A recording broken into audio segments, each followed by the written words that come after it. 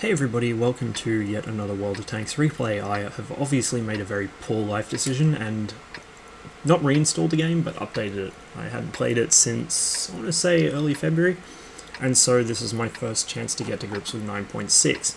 Now, for this match, I was actually up to the mission where for a heavy tank you have to win a battle by capturing the base. You can imagine how frustrating that mission is to get, particularly on the West server where people just will not play aggressively and will do the dumbest things imaginable.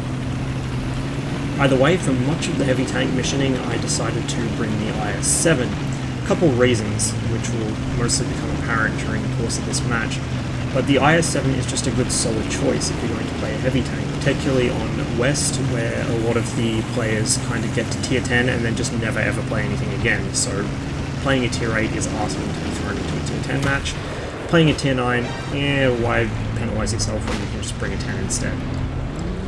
The other reason I very, very much like the IS-7 for missioning is because the IS-7 is just a good all-round heavy. It's got the mobility to play aggressively and to shift from one flank to another if it needs to. It's got some of the best armor in the game, if not by thickness, then certainly by angle and just sheer bullshittium strength. And it's also got a pretty solid gun. While it handles badly, doesn't fire very fast, and so on and so forth, it does actually hit quite hard, and hitting hard is kind of what you want to be doing in a tier 10 heavy. Accuracy is all well and good, but the IS-7 is built solely for brawling. It cannot hit things at long range, but once it gets up close to something, not only can it punch really, really hard, but a lot of stuff has trouble penning it, being that it has no control weak spots on the turret. So I do something very stupid here and push into a really, really bad situation. Now, this would be suicide in almost any other tank. I'm fighting a Centurion 7-1 and a T-57 simultaneously. Both have near full health. Both will, in theory, pen my armor quite easily. Both hit quite hard. Now, where I have an ace up my sleeve, other than the fact my teammates did actually support my push, which is really quite surprising, is the IS-7's survivability. Now, while it may not have the thickest armor in the game by actual numbers, just the sheer angles, the slopes on this armor are fantastic. And on top of that, it also has the wonderful spaced armor on the sides, which will absorb all kinds of stuff that they really shouldn't. A lot of people don't realize I'm actually going to pause this right here for the benefit of you, my wonderful viewers. If we look at the IS-7 from the front, there's a weld joint, which you can't see really well because it's covered up somewhat by the tow cables, but there's a weld joint that runs about 45 degrees in here. If you've seen the IS-3, it'll be familiar because it's basically the same thing. Now, that is there because this is not the actual side armor. What this is a storage space.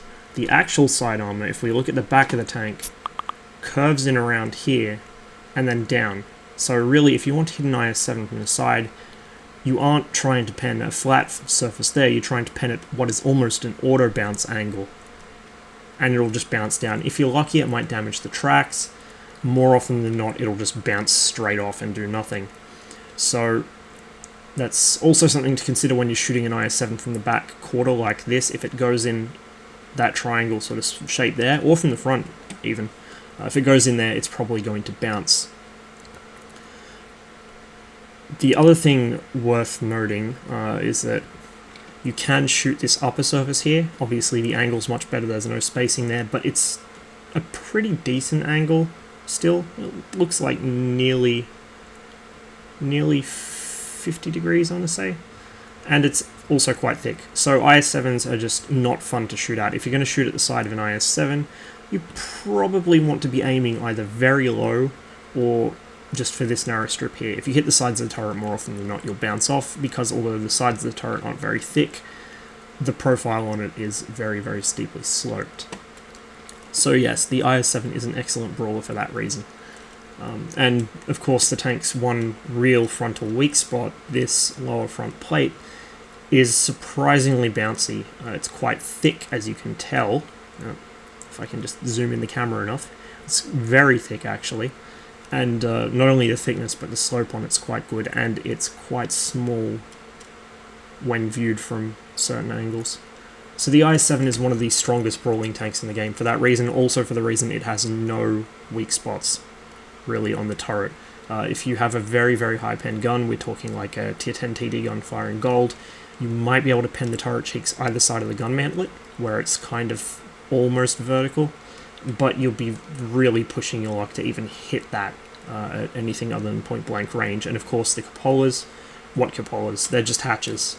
There is no actual cupola in the IS-7, just periscopes embedded into the side armor of the turret. Anyway, that's enough of that. Let's go back to the match. So the enemy IS-7, not really something I want to trade hit points around a corner with, because for the same reasons, he has a lot of armor just like me. The T-57 presents me with the opportunity to hit him instead, which I'm certainly going to take. T-57s are fairly squishy, particularly when they point their turret at you. Now, using the T-32's wreck as cover, I wait for opportunities to get shots in the T-57. He's actually one of the more dangerous tanks on the enemy team, if not by skill, and just by virtue of the fact he is in an auto-loading tier 10 heavy tank. However, once again, my team are pushing up with me. They're actually providing very good support at the moment. From memory, looking at the post-games, I did the vast majority of the work this match, but my teammates did actually hold map control, and sometimes holding map control is more important than doing a lot of damage, so, you know, if they kept me alive long enough for me to do the carrying, it's still good enough for me.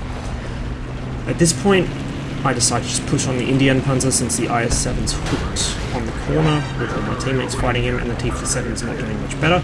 The Indian, of all things, actually gets a penning shot into me as I carelessly battleship around the corner, and so that forces me to be a little more careful. He tries to side-scrape, but the Indian Panzer is not going to be able to side-scrape against a 130mm gun. It's not going to happen. I mean, even if he had the perfect angle, the gun would just overmatch him. So I finish him off without taking any further damage, and then begin pushing around. Now I'm looking at that 5 hit point IS-7, and I want to do something about it, but I happen to be on the cap the enemy base to win the match mission, so I decided I'm just going to be a giant shitlord and sit in the cap and pre-aim the corner, and the first thing that comes out to try and reset me is going to die. And actually the SU-152 decided he was going to jump on cap as well, which was very nice of him. I don't think he realised I was doing it because of the mission, but oh well. I pulled back a bit just to give myself a little more cover on that corner, a little more warning if the 57 is going to come, but the 57 actually is very much hung up on the G1 spot. He doesn't want to come back to reset. I figured I was pretty much home free at this point. I neglected to factor in the fact that the enemy still had 2 mediums up, and at the absolute last second, the T-44 and STA appear around the corner. The STA gets a shot into my back, but it's too late, and the timer had already counted down to 0 by the time that shell went in. So, just by the skin of my teeth, I was able to get the capping mission, which was very welcome because it was one of the reasons I'd stopped playing in the first place. And here we have another textbook example of why the IS-7 is so good on city maps. I mean, that first push was just reckless, completely reckless. If I'd done that in any other tank, I would have died and I would have deserved it. It was so stupid. But that's what the IS-7 does, and it does it very well. There are some times where it won't hold up quite so well. Obviously, as with anything, you don't want to charge a tier 10 tank destroyer if it's looking at you, because although the IS-7 does have a better chance to bounce it than most tanks, it's still not perfect, and you will sometimes get penned. The IS-7's not as susceptible to ammo rackings as the IS-3, but it does happen. The other thing that happens with the IS-7 is fires, because lots of fuel tanks, obviously the Soviet tanks have lots of fuel tanks, you know, a lot of them being designed for very, very deep pushes into an enemy's flank. But on the whole, one of the best armoured tanks in the game, certainly one of the strongest assault sort of tanks in the game. If you're going to spearhead a charge, the IS-7 would probably be the first one you'd want to look at. they used to be quite commonly used in Clan Wars. NDPs made a back in the day, of course, when IS-7s were one of only 3 Tier 10 heavies, would mean basically a spearhead of IS-7s pushing, mice taking the hits while the as basically a distraction while the IS-7s pushed, and then T-30s somewhere offering fire support.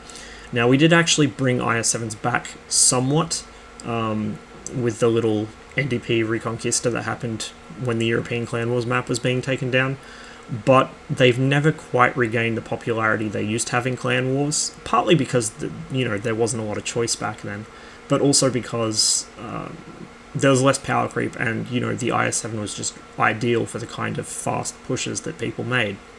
Now, I haven't played Clan Wars in about 2 years now, maybe even 3, so I'm not really in any position to state what the current Clan Wars meta is, but I do expect it probably hasn't got any more mobile than it really was then.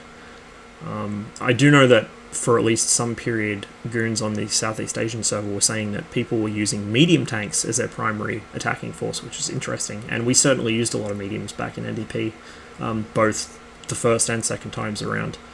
But from what I understand, the NA Clan Wars meta has not really strayed far from E5s, T57s, and E100s. I could be wrong, but that's what I saw when I was playing, and that's what I've heard since, so don't shoot the messenger. Either way, I'm going to wrap this one up here, so there'll be probably a few more replays following. I know I said before I was going to try and lay off them a bit, but I'm terrible, and have actually had quite a few amusing and or interesting games since, so I'll get those up as soon as I possibly can, try not to get myself too much of a backlog, and maybe get some Warship stuff up too, if I can get some decent matches out of that. Anyway, thank you very much for watching. I wish you the best of luck in the field, and I'll see you on the next one.